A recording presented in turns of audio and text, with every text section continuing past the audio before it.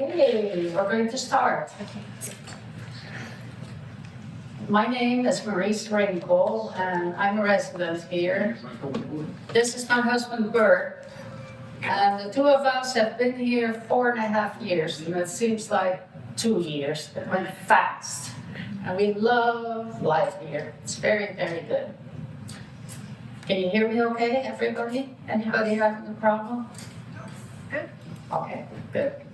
And this is our family. This is our daughter Renee. That's Nathan, the grandson. Sherry, Mark. Mark is our son. Sherry is his wife.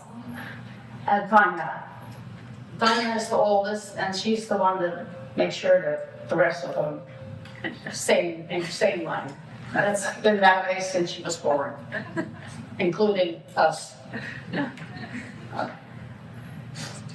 And today I will tell you about my family that took place in the Netherlands. Now you may know the Netherlands as Holland. We call it Holland a lot, but nowadays it's the Netherlands. It's Europe. It's right next to Germany. Germany! Yay! And the story takes place during World War II. You were born in Germany? Who's talking to me? Okay, hello. Good for you. What's your name? Lisa Lonnie? Lisa Lorraine? Lisa Hornick? Stop the kid. Welcome. Okay. And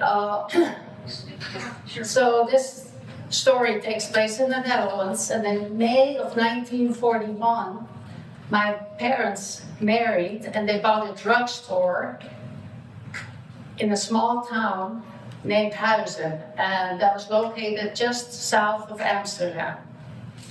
And the drugstore has a name. It's called the Zonnehoek, meaning sunny corner. It was built on a corner of the street. It's not unusual for Dutch homes to have a name. And they moved into the living quarters above the drugstore. My mother was a pharmacist, and my father managed the business end of the store. Here you see the house. And as you can tell, this was built way before World War II. Back then, there was a lot of snow. Nowadays, that's not so much anymore. But before I get into the story of the Zonnehoek, my daughter Tanya, at the end over there, will tell you a little about the situation of the Jewish people in the Netherlands. In the 1930s, many German Jews fled to the Netherlands to escape Nazi rule. A refugee camp, Westerbork, financed by the Jewish community, was built near the German border to accommodate the refugees. Several neighborhoods were built in Amsterdam to accommodate the Jewish refugees. One of the neighborhoods is called the River Neighborhood, located in the southern part of Amsterdam.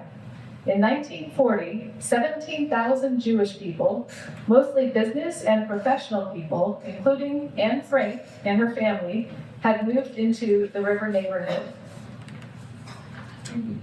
In her research about World War II in the Netherlands, my mom collected different quotes from Dutch people who were eyewitnesses of events during the war and wrote them in their diaries at the time. My family will read some of the quotes.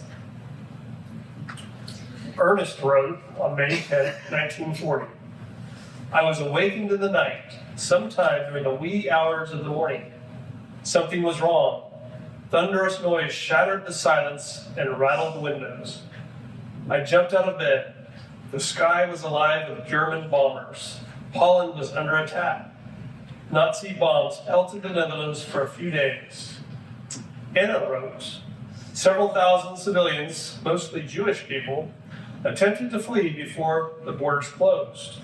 Many of them rushed to a harbor, hoping to get on one of the last steamships to England. Only about 2,000 managed to escape." Others who didn't possess the right visas or diplomatic papers to board the steamships returned terrified to their homes. Seeing no other means of escape, more than 1,000 Jewish people committed suicide. The Queen and her cabinet escaped to England. Dutch government in exile was set up in London. For the next 9 or 10 months, many Dutch people were surprised by the mildness of the occupation. Some historians have described this as the honeymoon period between the Nazi SS and the Netherlands. To be sure, there were plenty of Dutch supporters of the Nazi Party. In some parts of the country, including Amsterdam, arriving German soldiers were welcomed with flowers, gifts, and local girls' kisses. In Amsterdam, where 80% of the country's Jewish population lived, the tensions were rising. People knew what had happened in Germany. Dutch Nazis were invited to watch anti-Semitic propaganda films and were given Jews not wanted signs to post in local cafes and shops. February 11th, 1941. It began Sunday evening. A group of Dutch Nazis and their crazy bitches and allegedly several German soldiers walked along the dark and quiet streets in one of the Amsterdam Jewish quarters. Then, all bedlam broke out. They used axes to smash all the window shops. The windows shattered, clattering into the shop displays and onto the streets. That was the first assault on the Jewish quarter. The young Jews fought back, using iron rods or whatever they could get their hands on. But some of the Dutch Nazis who showed up were carrying revolvers. Several people were killed. The first major raid took place in Amsterdam on February 22nd and 23rd, 1941. 425 young Jewish men were arrested. To support the Jewish people, a major strike of public workers was organized in Amsterdam. The Germans were surprised by the strike and took tough action. The strike was called off 3 days after it began. The strike was a protest by the non-Jewish population against the anti-Jewish measures. The strike did not deter the Germans from their intentions. April 1941. All Dutch people aged 14 and older were required to possess a personal identity card.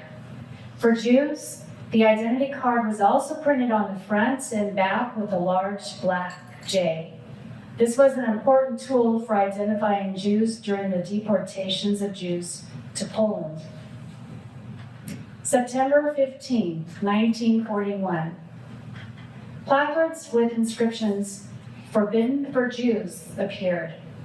Jews are no longer allowed to visit public places such as parks, zoos, cafes, restaurants, theaters, cinemas, sports facilities, public libraries, or museums. By 1942, the Westerbork refugee camp had been turned into a Nazi-controlled Jewish transit camp. Those who had been captured in Amsterdam were first brought to the National Theater and then to Westerbork, where they remained for days, weeks, or months. From there, eventually, 97,776 Jews were transported, mostly to Auschwitz concentration camp in Nazi-occupied Poland. This is the story of John Blom, who was one of the kids living in the Amsterdam River neighborhood. John wrote in his journal, "Over the summer, many public schools were converted to Jewish schools for Jewish children and Jewish teachers. The Jewish schools have numbers instead of names. By mid-September 1941, I, along with the other Jewish kids, were placed in Jewish school number 11. The same school I attended the previous year, but now the school was strictly for Jewish children." Even though the Amsterdam Jewish population became more and more isolated during the period from 1941 until May 1942, it wasn't too bad yet. But then, on May 2nd, all Jews over the age of 6 had to wear a star made out of yellow cloth with the word Jew, meaning Jew, written on it. The stars had to be sewn on our clothes and be visible at all times. Other Jewish people received notices to report at their local train stations to be transported to labor camps in Germany and Eastern Europe. The following month, June 1942, the Nazi police started their roundups. We constantly lived with the fear of when they would ring our doorbell. Classmates disappeared from one day to the next. By January 1943, the classes were so small that 5 or 6 classes were combined into just one class. Kids continued to disappear. Sometime after that, the Jewish schools closed. There were no more Jewish children nor teachers. Some had gone into hiding. Almost all of them were deported to concentration camps. My Oma would tell you what was happening in the house in drugstore. Okay, for the newcomers, we're talking about the war and the World War II in the Netherlands, and it's our family story of hiding Jewish people. So, one day in May 1942, Dad had gone to Amsterdam to buy supplies for the drugstore, and the phone rang. It was Henny Juliard, a friend of Mom from student days. Henny told my mom that her husband, Pom, had received notice to pack a bag and report to the local train station. He, along with others, would be sent to the work camp in Eastern Europe. Being aware of the rumors that these camps, they weren't work camps, Pom knew not to go to the station. He also knew that if he didn't go, the Gestapo would come and drag him out of his house. What was he to do? Well, my parents didn't hesitate for a moment. They said, Henny, you and Pom, come to our house as soon as possible. And yes, bring your sister Ans to come with you. One of the first things that needed to be arranged was to obtain ration cards and false identification papers for the Jewish guests. The resistance helped to take care of that. Hans didn't have what the Nazis called typical Jewish features. It was bleached hair, false ID papers, claiming her as the housekeeper, she could go out on the street. Oma and Henny soon came to the conclusion that the hiding place needed to be built in the attic. Initially, Opa didn't think that would be necessary. He was a born optimist and not always realistic. Oma and Henny were insistent, and Opa began to realize something needed to be done. And then he came up with a very creative plan. What if we build a balcony at the same time the hiding place is to be built? That way, neighbors and customers will conclude that all the material and all the noise is due to the balcony being built. That balcony turned out to be a real blessing. On sunny days, Hans would hang the bedding over the railing, and what the neighbors didn't know is that the Jewish people would sunbathe behind the blankets without being seen from the street. And the hiding place, it was perfect. Opa took some packing paper and glued it to the inside of the wall of the hiding place. That was to help make the sound dull instead of hollow when you knocked on it. He also smeared tea on the new wood to give it more of an old look. The door to enter the hiding place had hinges at the top. To cover the top of the door and hinges, a shelf was built, and drugstore items were placed on the shelf. The door panels were the same panels as the wall, so by looking at the wall, no one could see the door.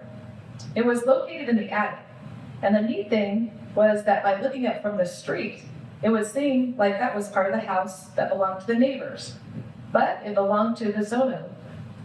Opa put some mattresses and blankets in there, and later children would sleep there at night. Normally, the Jewish guests were able to be in the living room, but they had to be very quiet and stay away from the windows. Oh, an electric alarm system was also installed under the counter in the drugstore. Just one push of the button would warn people in the living room upstairs.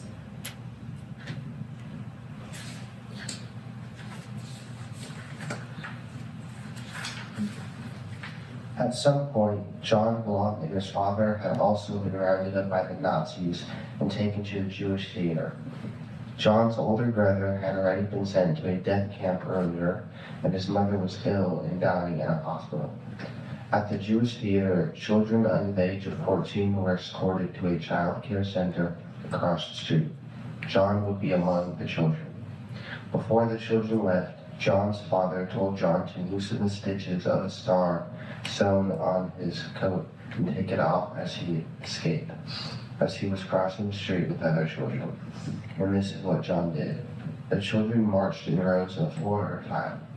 John made sure he was at the end of the row. He noticed a pebble and started kicking it. Follow it and kick it again.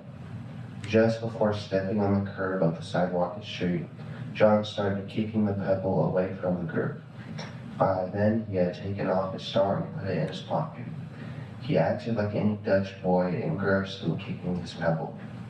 With his heart pounding, he gradually went down the street, and when he finally reached the corner, he dared to take a quick glance behind him, and he was not being followed. From there, he was to follow his father's instructions to go to a trusted non-Jewish friend. John spent the remainder of the war hiding in numerous homes. He lived to tell his story. His family, however, as well as the teacher and all of John's classmates, were sent to the death camps where they were murdered. Some more quotes from diaries written during the war. Hendrik wrote, "On a Sunday, I saw the Jewish people being taken away. I don't know the date. We, the Aryans, were not allowed on the streets that day. I don't remember whether it was Dutch or German police officers who took the people out of their homes." Jewish teenager being deported wrote, "The backpack, prepared on the advice of the Jewish Council, was already waiting in a corner. Just walk downstairs and wait until we come. More people are coming." And so, after a few minutes, we went over the tram rails and through the gate to Russ Street, and I looked at the trees for a while. Would I ever see them again? And then Leo wrote, "Now it's my friend's turn. He stands between his parents at their door. His parents are chased into an open truck. My friend can't climb in. He's quite small for his 9 years. A German grabs him under his armpits and throws him into the truck." Jan wrote, "The Jewish family lived exactly opposite us on the first floor, and we stood in the bay window waving and crying and saying goodbye to the very nice people who had never hurt a fly."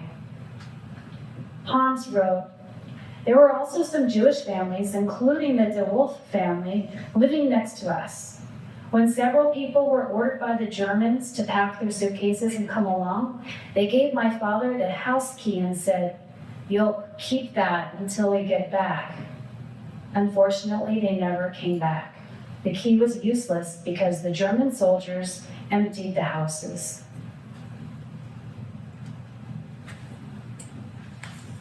Theo wrote, "The Baruch family lived with us on the 3rd floor. Their daughter, Clara, was one of the first people in the neighborhood to be taken away by the Germans. A German truck regularly came into the street in the evening to take away Jewish people." Werner wrote, "On Sunday, June 20th, my brother's birthday, there was a big raid in the river area. My grandmother, aunts, and niece, who lived around the corner, also had to come along. I can still see myself walking down the street. I didn't want to leave them alone and carried their suitcases. I had to protect them, right? A German came up to me and kicked me and sent me away. I didn't get to say goodbye."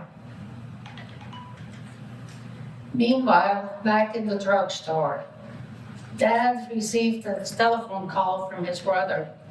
And his brother said, "Bert, I have a Jewish business associate whose family needs to go into hiding."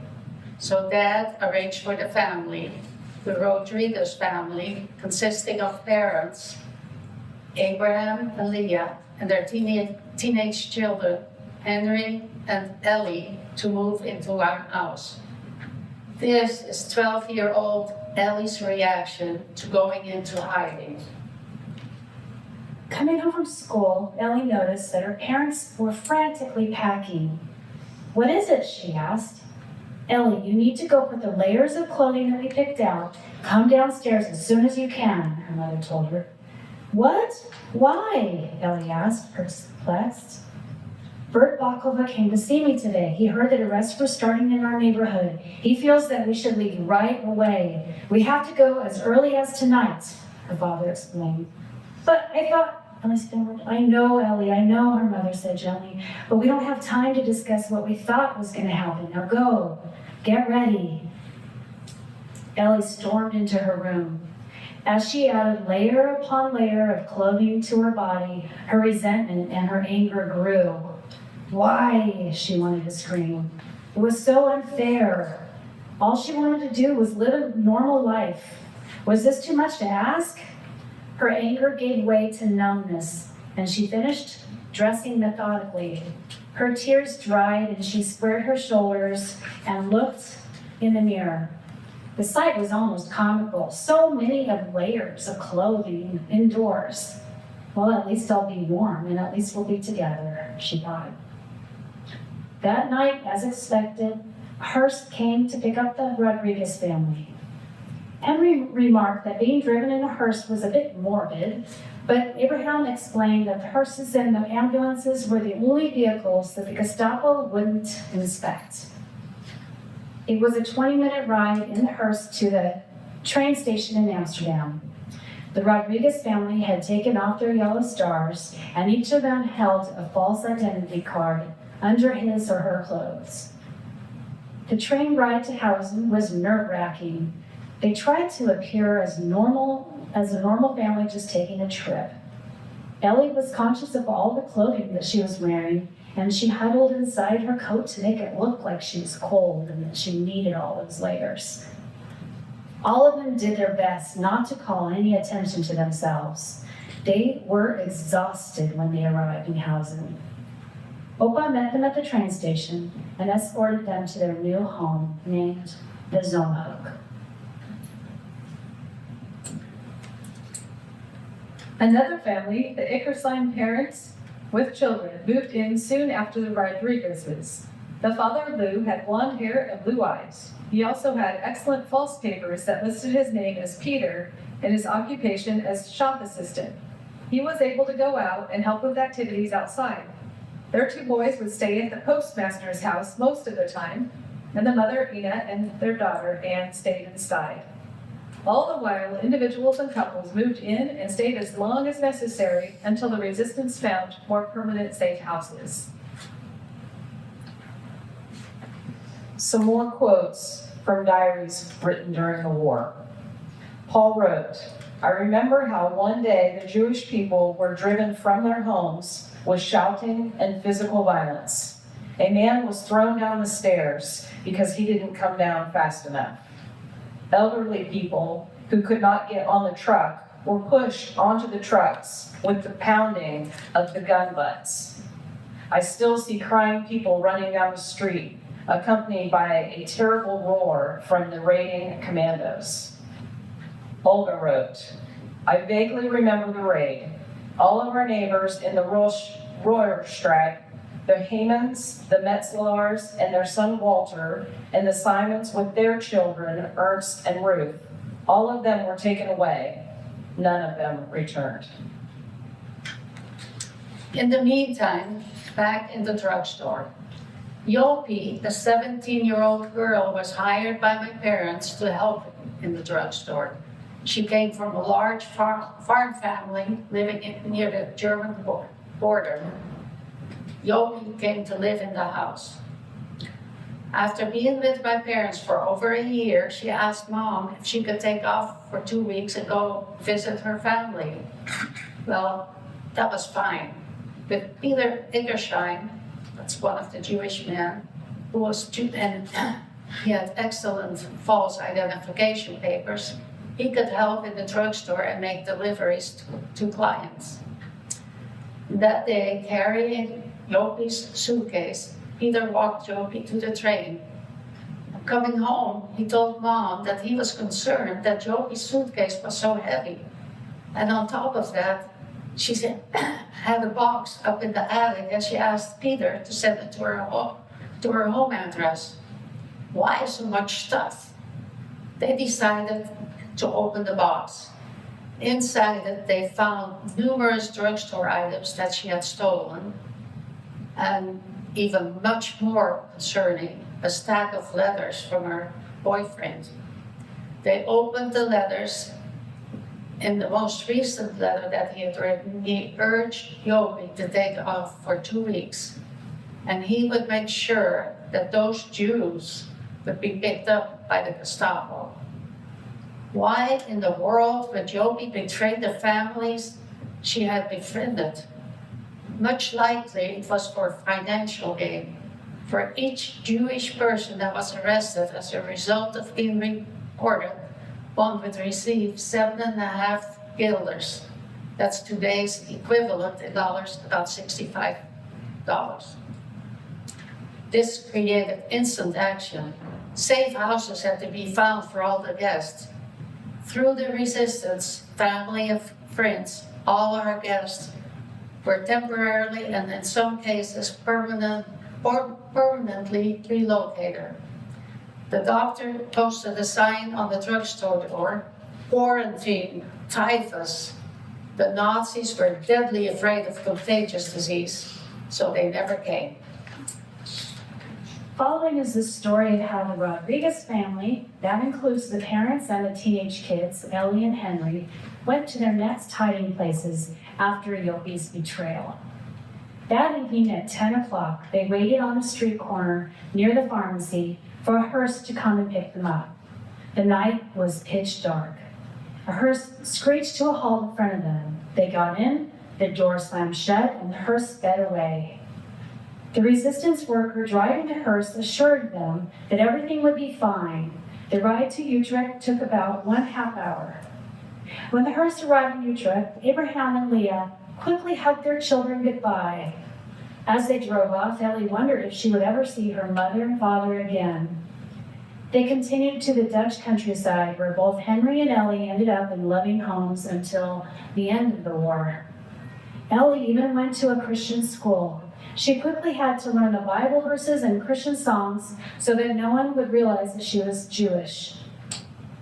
Their parents, however, were betrayed and sent to Auschwitz, where they were murdered right after their arrival.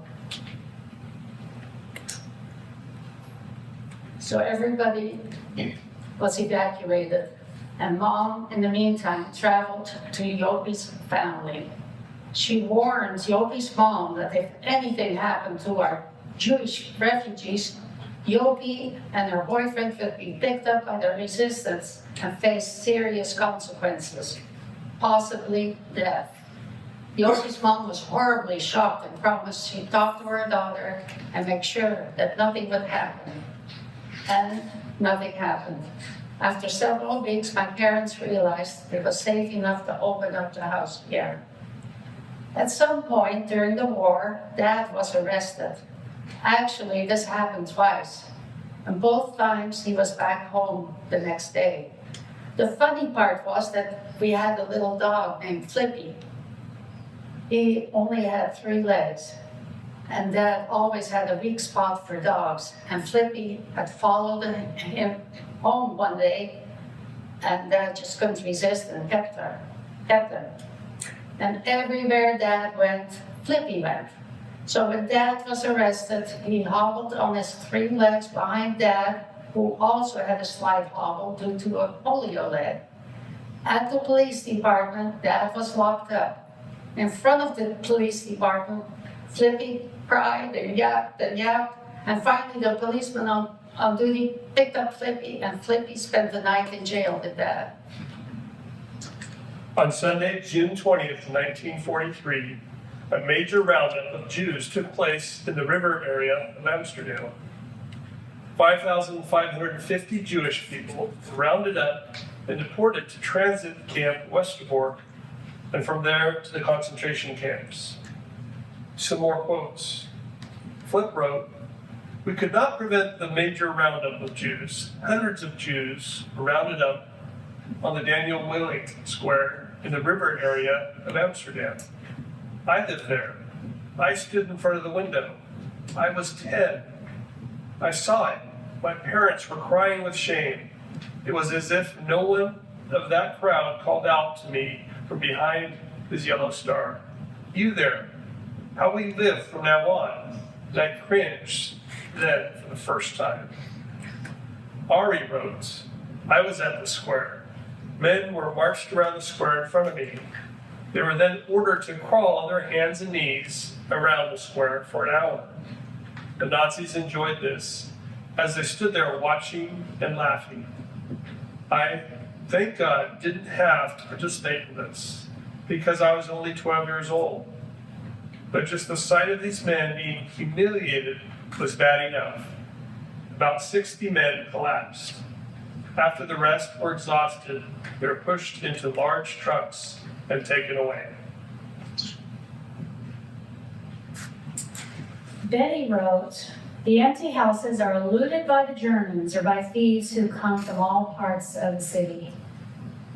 September 29, 1943, during another major roundup in Amsterdam, another 10,000 people were arrested, including the chairman of the Jewish Council.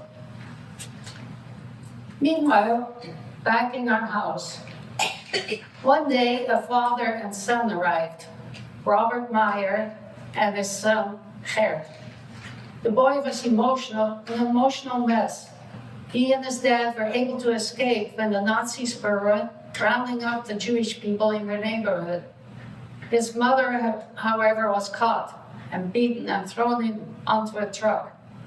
Can you imagine the impact that had on this 12-year-old boy? Thankfully, there were plenty of people in the house to hold him and comfort him. Thankfully, there were people like Paul and Peter who were more lighthearted and had a great sense of humor. December 5th, St. Nicholas Day. Paul, always ready to pull a prank, was able to dig up a St. Nicholas outfit, white wig and beard, and a mitre for his head. Being the good saint, he positioned himself in a corner of the drugstore with a dish of candy by his side. Children came to sit on his lap and get candy. Not just the children, but word got around and Germans stationed in town stopped by for candy from the Jewish Saint Nick. An older couple moved in, Uncle Corell and Aunt Sarah DeVries. They were well into their 70s. Uncle Corell had some dementia, and it was quite difficult to convince him that he couldn't go walking in the neighborhood wearing his slippers.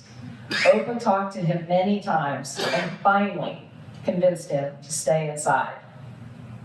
Aunt Sarah, she was another story. She was quick mentally, but oh, how she would complain. Her back hurt, her knees hurt, so she would continue to go on and on. She had her aches and her pains. Certainly nobody else's life was as tough as hers. Throughout the war, Opa was able to obtain potatoes from friends and relatives who had farms in other parts of the country, enough to help feed many Jewish people hiding in the town.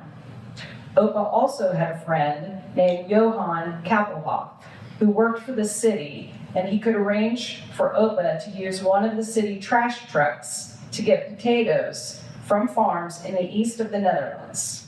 Johann also obtained the necessary travel papers from the German Wehrmacht, that is the German military, allowing them to drive on the road and to be out after curfew. Of course, the travel papers were falsified. The German Wehrmacht would never have given them permission. Another friend, a young fellow named Gerrit de Veerman, was available to drive the truck. Now that Gerrit, he was quite a character, loud, boisterous, and extremely self-confident. His nickname was Silver Goy. That was because he had gray hair, even though he was only about 35 years old. Opa and Gerrit were able to make several food trips. The last food trip they made was unusually interesting. Let me tell you about it. They bought 5 tons of potatoes for a very reasonable price from a family member in the northeastern part of the country. On the way home, as it was beginning to get dark, Garrett realized they were in the neighborhood of some of his relatives. He suggested they stop there for a cup of surrogate coffee. The family he had wished to visit lived on the other side of a narrow canal. They needed to cross a pontoon bridge.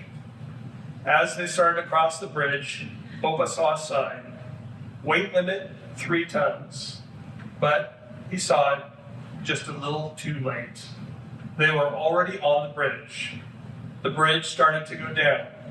The back of the truck with its 15 tons of potatoes started to sink. And no matter how much pressure Garrett put on the gas pedal, the truck wouldn't budge an inch. They could hear the water slush under their feet. The nose of the truck pointed up. They saw the moon peek through the clouds. They weren't going anywhere. Now, what should they do next? It was freezing cold. There was no way they could push that truck with 5 tons of potatoes across the bridge. Then they heard something. Initially, it was very faint and far away, but it came closer and closer. And yes, it was a familiar, but very usually much dreaded sound of marching boots and marching songs. Of course, it was the Germans. They were coming closer. Aha, Garrett said. They've come to save us. As the Germans marched closer, Garrett struck his head out the window and yelled out, "Hey there, over here!" No response. Again, at the top of his lungs, Garrett commanded, "Hey, over here!" And what do you know? At least 20 German soldiers obediently marched over to him. "We've got a load of potatoes for the Wehrmacht in Amsterdam," Garrett continued to yell at them. "If we don't get those over there, we'll all be in trouble." They didn't question Garrett, figuring he must be someone important. After all, he had a big mouth and he was ordering them around. They asked, "How can we help?" "I'll start the motor and you all get behind the truck and push." They got behind the truck and started pushing. Sure enough, they managed to push the truck across the bridge. Of course, they had no idea that truck contained potatoes, which were going to feed the Jewish population of Huizen. And soon, Opa and Garrett were on the road again, warm and dry, while the Germans continued their march wearing sopping wet uniforms. After the Allied landing in Normandy in June 1944, the Western Allies rapidly advanced in the direction of the Dutch border. On September, the Allies launched Operation Market Garden, an attempt to advance from the Dutch-Belgian border across the rivers into the north of the Netherlands and Germany. However, they were not able to capture the Rhine Bridge at the Battle of Arnhem. Much of the northern Netherlands remained in German hands.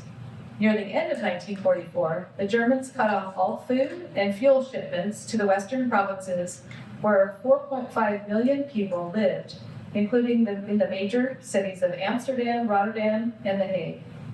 In addition, the winter of 1944 and 45 was very harsh. The winter is known as the Hunger Winter, or the Dutch Famine of 1944 and 45. Approximately 30,000 people in Holland died from the cold and from the hunger that winter. There was no fuel for the truck to pick up potatoes from the farms in the Northeast. Thousands of people went on food trips known as hunger journeys. They set out in the direction of north and east, and on the way there were hundreds of people on foot pushing baby buggies and carts. The items in the carts were used to barter with the farmers for potatoes and grains. Bicycles had been confiscated by the Nazis early in the war. The fortunate ones had kept their bicycles hidden away, and they were able to ride, some without rubber tires, pulling carts behind them. Mom, together with her Jewish friend Henny, decided to go on a hunger journey. Henny had excellent false identification papers and nerves of steel to go out on the street. Another friend, also named Henny, decided to go along. This Henny lived in Huizen, and she had come from Germany as a child. She was not Jewish, but she was married to a Dutch Jew. With their bicycles and a cart behind the bike, loaded with silverware and other household items, they set out on their journey. It took them days to reach the farm where they could get potatoes and bags of wheat. On the way back, the bridge that they were supposed to cross had been closed by the Nazis. So they were forced to continue on their way along the side of the river where they had no place to stay. It got dark, curfew time. No one was allowed out after curfew. Sure enough, they were caught. Several young Germans stopped them. Basically, because they were out after curfew, they were supposed to have been shot to death.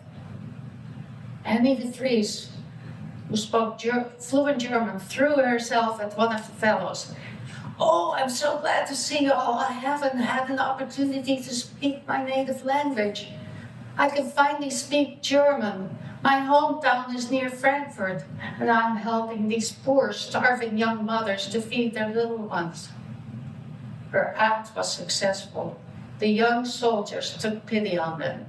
The fact that they were able to talk in their own language with this charming young woman from their own country must have had influence on the decision to invite the weary travelers into their headquarters, which was located in a nearby farm. The travelers received food and beds to sleep in, and the next morning, after breakfast, they were sent on their way. And I, as Dad often told me over the years, I, being a very tiny, tiny baby in my mom's belly, had slept in the bed of the enemy. The war continued. In fact, even though Amsterdam had been declared Juden-free, meaning free of Jews, by the end of 1943, the hunt to find Jewish people hiding continued. 54 Dutch collaborators, known as bounty hunters, managed to track down between 8,000 and 9,000 victims, most of whom ended up in extermination camps. Jewish men, women, and also very young children fell prey to the Jew hunters. Average reward for each person turned in was 7 guilders 50, approximately $65 if converted to today's money. And so it was that one day, not long after the hunger journey, Opel was standing at the counter in the drugstore. He was talking to Joost, a clerk hired a month or so earlier. Opa heard the door open behind him and noticed a fearful expression on Joost's face. At the same time, he felt a hand on his shoulder. He turned and looked into the eyes of a German commandant. Now remember, there was no gas, no electricity, so the alarm system that was installed under the countertop to warn people upstairs didn't work. "Are you the owner?" the German commandant asked. Opa stalled by acting like he didn't understand. "Speak Dutch," he told the German. "I don't understand you." The German continued, and Opa finally had to give in and respond. In the meantime, Joost went through the door into the hallway behind the store and into a kitchen. He went through that hallway and he saw Mrs. Erkenstein coming down the stairs to go to the toilet, which was located underneath the stairs. He gave her a signal indicating danger, and she raced back up the stairs to the living room. "Where did that fellow go?" the commandant demanded. Opa shrugged. "He's just washing bottles in the kitchen back there." The German ordered Opa through the hallway, and sure enough, Joost was washing bottles. Along with the German police commandant, Dutch Nazis wearing black uniforms had come in also. Some stayed and searched through the store. Others followed the commandant and Opa as they headed up the stairs. Entering the living quarters, he saw the family around the dining table. There was my Oma with 2-year-old Eric screaming at the top of his lungs. Oma's mother, Hans, who was Jewish but had excellent false identification papers, claiming to be the housekeeper. But there was one person who shouldn't have been there. That was the old woman, Sarah de Vries, looking like she'd stepped straight out of the Old Testament. The commandant walked up to the table, pointed at her, and yelled, You are a Jew! She jumped up from her chair, knocking over her cup of coffee, and yelled back, How dare you call me a Jew? Along with a few choice other words that I won't mention here. The officer stepped back, totally shocked, confused. Obviously, this woman couldn't be a Jew. Jews were cowards. This woman stood up for herself, and he had been so ignorant as to call her a Jew. He mumbled a few words of apology. Hans, with a shopping bag on her arm, approached him and politely asked if she could go ahead and purchase some groceries before the shops closed. Just be back in half an hour, he snapped. With a shopping bag filled with stolen ration cards to feed the Jewish people hiding in many homes throughout the town, Hans disappeared. Now, if the Nazis had checked the contents of the bag, everyone would have been arrested. While the Dutch Nazis continued to search for hidden Jews, as well as radios and other illegal items, the German commandant ordered Dad up the stairs to the attic.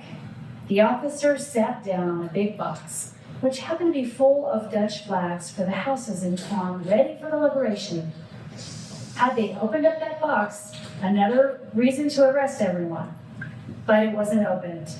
The Dutch Nazis searched throughout the house, including the attic.